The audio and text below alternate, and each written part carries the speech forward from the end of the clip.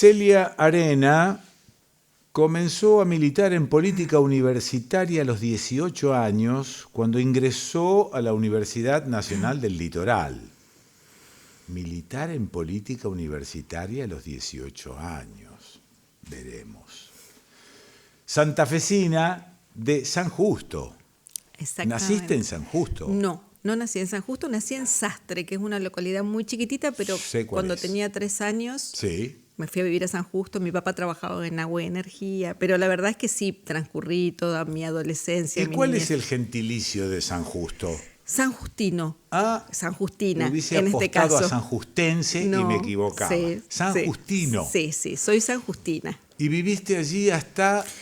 Viví hasta mis 18 años, que terminé la secundaria, y ahí fui a Santa Fe a estudiar y ya me quedé en Santa Fe. Tiene una larga trayectoria, sigo, ¿no?, con la descripción. Sí. Una larga trayectoria en cargos públicos con temáticas vinculadas al desarrollo comunitario y en garantizar los derechos de las mujeres. Menuda tarea, agrego, no está acá. Fue la primera ministra de Género e Igualdad en la historia de la provincia de Santa Fe. En la actualidad es la ministra de Gobierno de la provincia. ¿Cómo fue eso de ser la primera ministra de Género? ¿Por qué se llegó a un ministerio de género? La verdad que fue una decisión muy, pero muy importante de nuestro gobernador, de la gestión, y siempre decimos que claramente esto tiene que ver con la trascendencia y la profundidad del movimiento organizado de mujeres en nuestro país. A lo largo, si nosotros vemos toda la historia, nos encontramos con mujeres muy fuertes: Alicia Moro de Justo, Julieta Lanteri, Eva Perón, derechos políticos. Y en los últimos años, las mujeres ocupamos la calle con nuestros reclamos, visibilizando y poniendo en primer plano la necesidad de que el Estado tome estos temas. Y bueno, cuando asumimos en la gestión, Omar Perotti tomó la decisión de llevarlo de un tercer nivel de gestión a un primer nivel de gestión, entendiendo que para poder ser efectivas las políticas públicas destinadas sobre todo a resolver brechas de desigualdad, porque esto es lo que está en la agenda. Hay brechas de desigualdad, hay una posición de las mujeres que hay que mejorar, no solamente en el acceso a los derechos que todas y todos tenemos, sino a la forma en que vivimos. Entonces, bueno, esa fue la decisión y fue como un orgullo muy grande y también una responsabilidad muy grande, porque todas las mujeres, vos hablabas recién de mis inicios de militancia, que fue a mis 18 años, muy joven, en un momento donde la política era mucho más masculina, el ámbito de la política era mucho más masculino. Sigue siéndolo, sí, pero hubo un avance muy grande. En ese avance hubo mucha militancia de mujeres.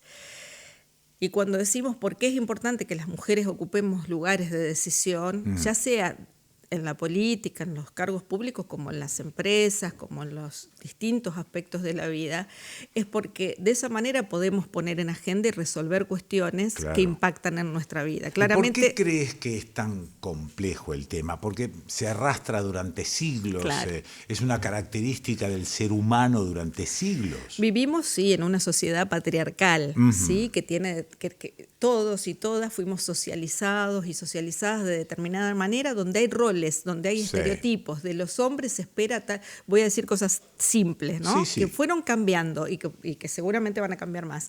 De los hombres se esperan que sean fuertes, que no lloren, que sean los proveedores, que no demuestren sus emociones, que sean los proveedores los que trabajan. De las mujeres, que seamos suaves, sumisas, madres, cuidadoras. Y cuando no respondes a eso, tampoco hay lugar ahí en ese estereotipo para las diversidades sexuales. ¿Qué pasa con las mujeres, con las mujeres lesbianas, con los hombres gays?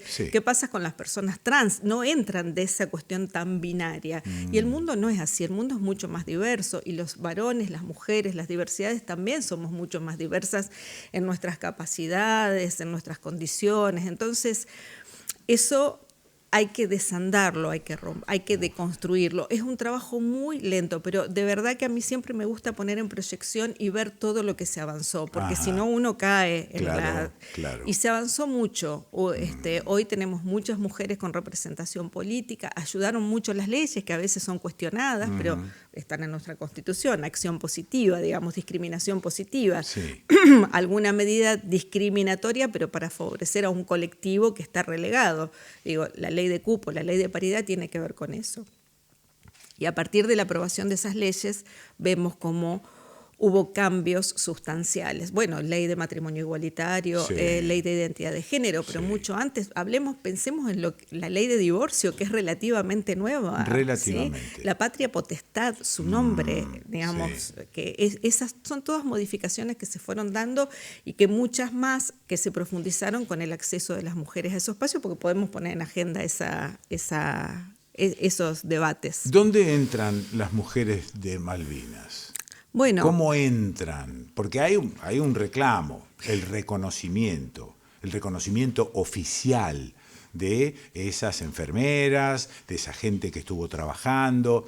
Hay inclusive algunas supuestas divisiones. Ah, no, vos sos continental, no sos excombatiente, no hay ninguna mujer excombatiente porque no agarró un fusil, digamos.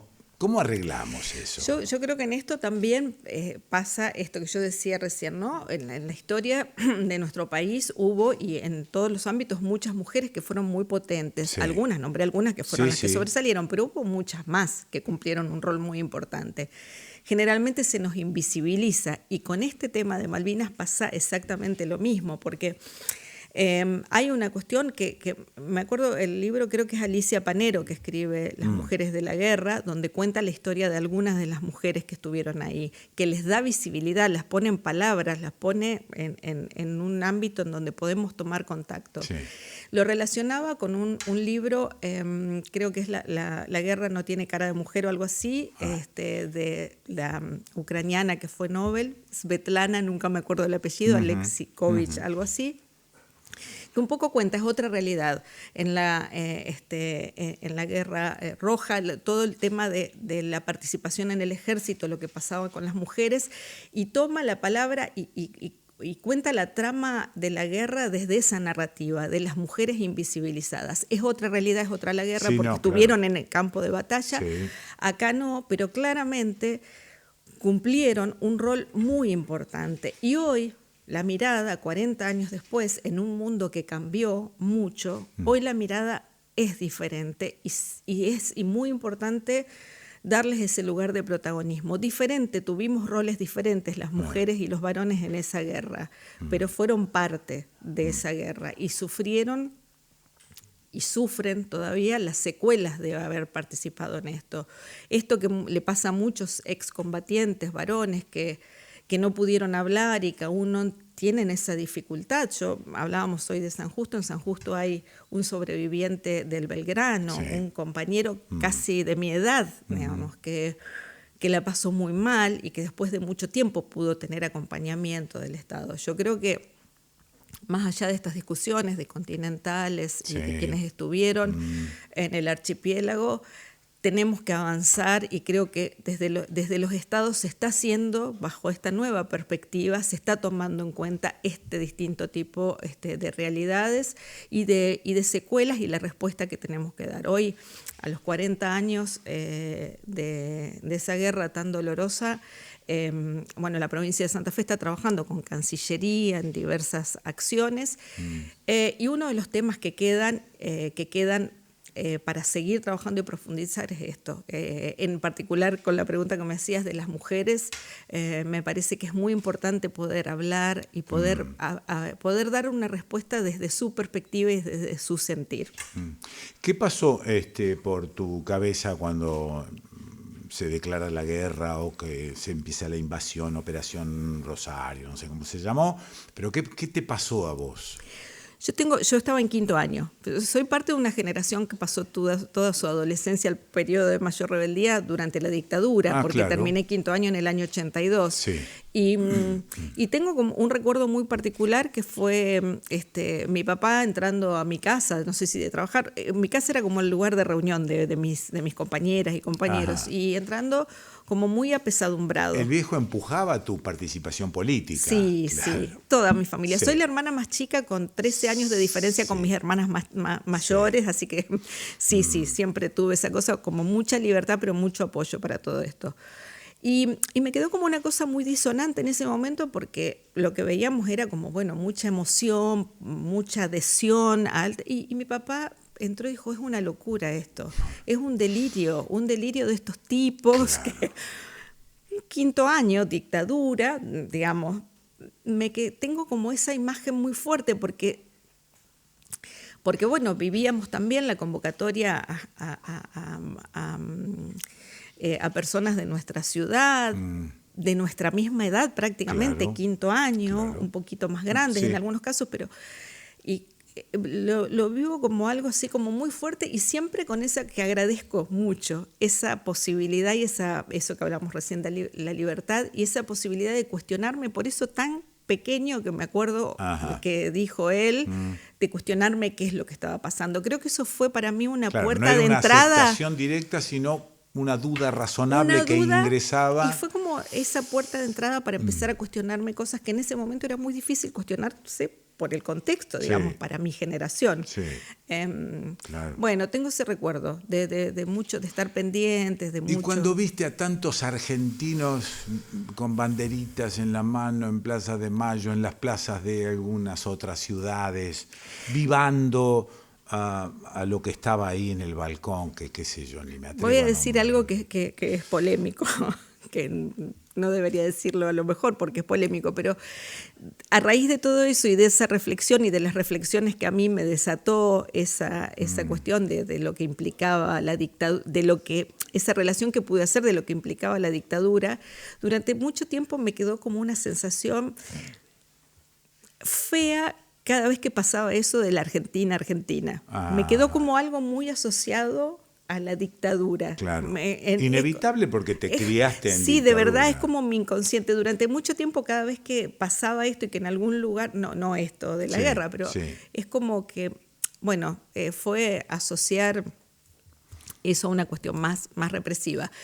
Creo que sí implica que Malvinas es una causa nacional, que esa sensación de ocupar las plazas y de adhesión y de acompañamiento tiene que ver con que no hay ninguna duda que Malvinas es una causa nacional O sea y es que una los política de militares Estado. en ese momento apuntaron bien al Fueron corazón estratégicos del argentino. en un momento donde venía decayendo, donde todo su Claro. poder se estaba resquebrajando. Claro. Apuntaron bien, por supuesto es que como en todo lo que hicieron sin medir las consecuencias ni el costo está bien, que pero eso tenía. apuntaron justamente a una cuestión patriótica. Exactamente, ¿no? a la cuestión Y de sentimiento que está muy Y eso internalizado. no nos pinta como ingenuos, digamos, como cuerpo social. Nos comemos todos los amagues. Sí, yo Es creo la que sensación que yo tengo. Uy, perdón, el micrófono le pegó. bueno, yo no quiero hacer lo mismo. No. Yo creo que crecimos mucho, con mucho dolor.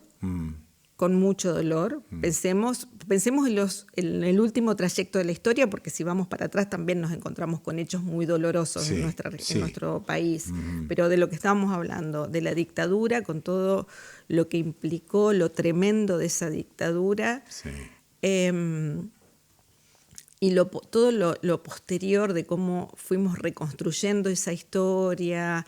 Creo que crecimos, que hoy no tenemos ese tipo de ingenuidad. Pero Primero, tenemos, la ingenuidad, a ver, algo sí. de ingenuidad está bueno también, porque No, sí, tiene ya que sé, ver pero con... no sé si esa ingenuidad buena me acompaña para votar a Macri. Bueno, Digo, por eso. ahí también hay una ingenuidad social. Sí, hay como una expectativa de creer sin profundizar. Es como, ahí vamos. Sí, sin profundizar Ahí vamos. En lo que implica, en el por qué me están diciendo esto, por qué. De verdad puedo mirar para atrás, esto que me parece que es el juicio crítico, digamos, Sí. que todos tenemos que tener siempre, todos y todas. Yo digo siempre pensamiento crítico. Uno tiene que aprender a preguntarse, bueno, ¿por qué, para qué? Pero en la profundidad, no en esa cosa. Hoy creo que estamos en una cuestión, yo tengo 57 años, entonces estamos en una generación ahí como intermedia, en donde... En nuestra relación con la cuestión de la tecnología, de las redes y todo eso, donde ahí sí creo que los adultos y las adultas como yo, a veces tenemos cierto nivel de ingenuidad que hago toda una apuesta y creo que las personas más jóvenes ya no lo tienen, que pueden leer que todo lo que se dice en las redes no es cierto y que es muy fácil indagar y que es muy fácil pensar, bueno, a ver, ¿para qué? O ahora vemos el tema de la deuda y nada, preguntémonos qué pasa con esta deuda increíble que tenemos hoy. No, increíble no, porque es irracional, es muy creíble. Sí, claro. Claro.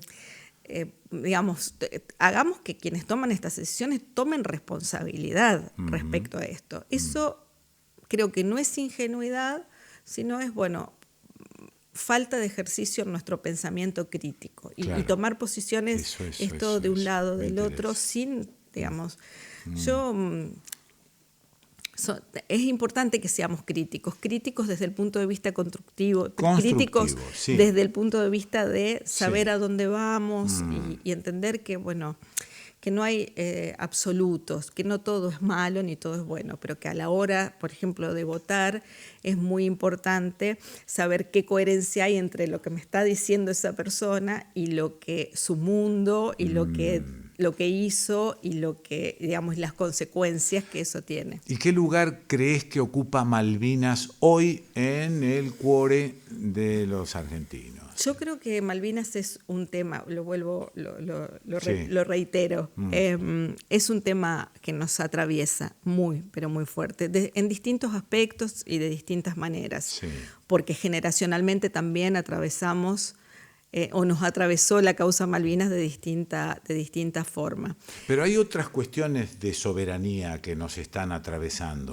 No sé si Malvinas está ocupando el lugar que debería ocupar, no sé, el recupero de la soberanía en el río Paraná, ¿no? Y dejar de llamar a eso hidrovía, que es un invento comercial, y hoy ocuparnos de eso o del lago escondido que tiene un tipito, lo tiene rodeado de gente armada. Digo, tenemos otras urgencias en cuanto a soberanía. Sí, claramente todas esas son sumamente importantes, pero tienen una conexión. O sea, Malvinas es uno de los pocos resabios de un mundo colonial que cambió y que ya no existe. Ahora, no es casual ese resabio, no es casual que esa ocupación ilegítima siga existiendo, porque Malvinas, por su ubicación geopolítica y por su proyección justamente, no solamente a la Antártida, sino al lago Escondido, al Paraná, a la hidrovía, digamos, pero al Paraná, al Amazonas, a la reserva de agua dulce. Entonces, todo eso constituye. Hoy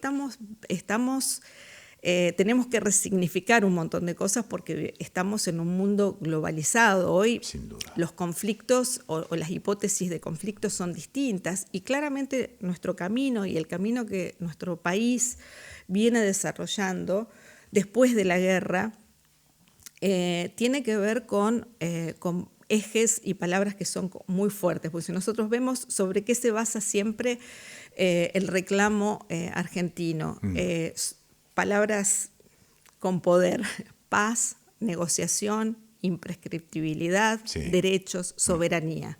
Ese es el reclamo. Digamos, son como motores que sientan claramente cuál es la postura y cómo Argentina a nivel internacional plantea esto. Y lo hace además con un respaldo muy fuerte de nuestra región.